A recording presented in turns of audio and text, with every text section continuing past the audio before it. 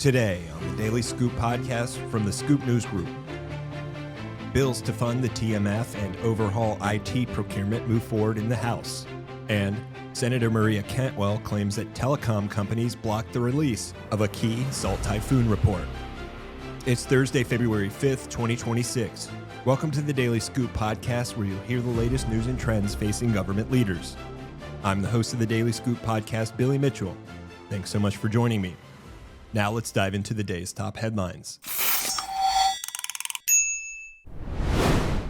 The House Oversight and Government Reform Committee advanced several tech-related bills Wednesday, including legislation to strengthen the Technology Modernization Fund and reform federal IT procurement. The TMF, which was created by law in 2017 to fund tech modernization projects across agencies, has been the subject of much hand-wringing in govtech circles after Congress let the funding vehicle expire late last year. The Modernizing Government Technology Reform Act, however, would get the TMF back on track, reauthorizing the TMF and its governing board through 2032. Representative Nancy Mace, a Republican of South Carolina, who chairs House Oversight's Cybersecurity, Information Technology, and Government Innovation Subcommittee, said it was her privilege to work with former Representative Jerry Connolly on the bill before he died of cancer last May, calling the late Virginia Democrat one of TMF's strongest supporters and a good faith partner on the bill.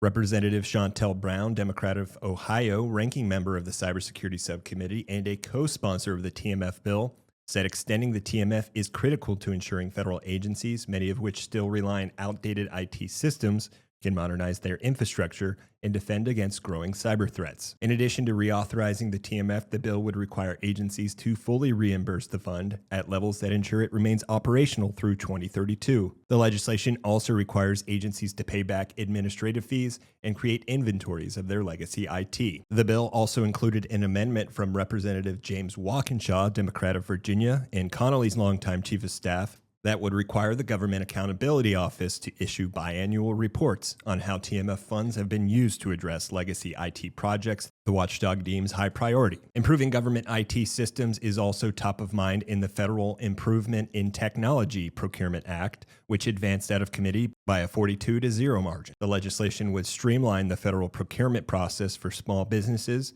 and push federal contracting officers to examine larger acquisitions where the potential for waste, fraud, and abuse is high, according to House Oversight Committee Chairman James Comer. The Kentucky Republican noted that the bill would increase the micro-purchase threshold from $10,000 to $25,000 and raise the simplified acquisition threshold from $250,000 to $500,000.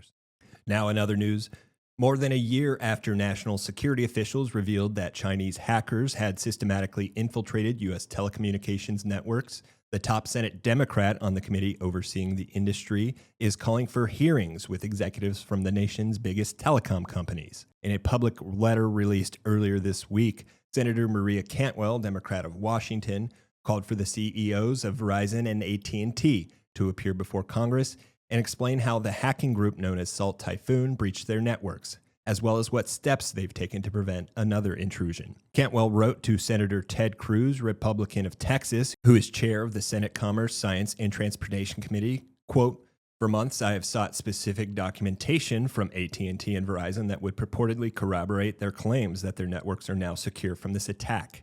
Unfortunately, both AT&T and Verizon have chosen not to cooperate, which raises serious questions about the extent to which Americans who use these networks remain exposed to unacceptable risk," unquote. Salt Typhoon's intrusion into telecom networks exposed major security weaknesses and put sensitive communications and data belonging to U.S. politicians and policymakers at risk. The federal government has done little since to hold the industry publicly accountable. Congress has neither proposed or passed meaningful legislation to address the issue. While a handful of federal departments and agencies began public regulatory and oversight reviews, most of those efforts have been shut down or rolled back. An investigation by the Cyber Safety Review Board at the Department of Homeland Security into the intrusions was abruptly stopped when the Trump administration eliminated the advisory board. One former member remarked recently that the failure to finish the investigation ranked among her biggest career regrets. Weeks before President Joe Biden left office, his Federal Communications Commission issued emergency regulations aimed at holding telecom companies legally responsible under federal wiretapping laws for securing their communications. The rules would have also required carriers to file annual certifications with the FCC confirming they have cyber risk management plans in place. That certification would include addressing common security gaps like lack of multi-factor authentication that are widely believed to have been exploited by Salt Typhoon. While outgoing chair Jessica Rosenworcel told Cyberscoop previously the rules were badly needed to hold telecoms accountable for their cybersecurity, Brendan Carr, an FCC commissioner and Rosenworcel's successor as chair, rescinded those rules, arguing they were unnecessary because the FCC and telecoms could work together voluntarily on cybersecurity. Another commissioner, Anna Gomez, told Cyberscoop she had seen no evidence that her agency had been meeting with telecoms on the issue. For more news at the intersection of the federal government and technology, make sure to visit fedscoop.com. Thanks so much for tuning in to another episode of the Daily Scoop podcast, available on all podcast platforms. If you've already rated the podcast on your platform of choice, thanks so much. High ratings and good reviews of the show help more people to find it.